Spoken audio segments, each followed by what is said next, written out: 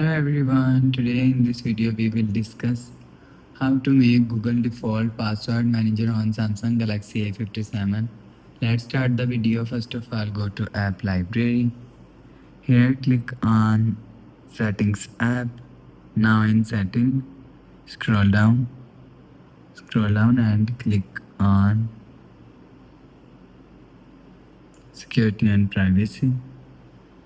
After click on security and privacy, scroll down and click on more security settings.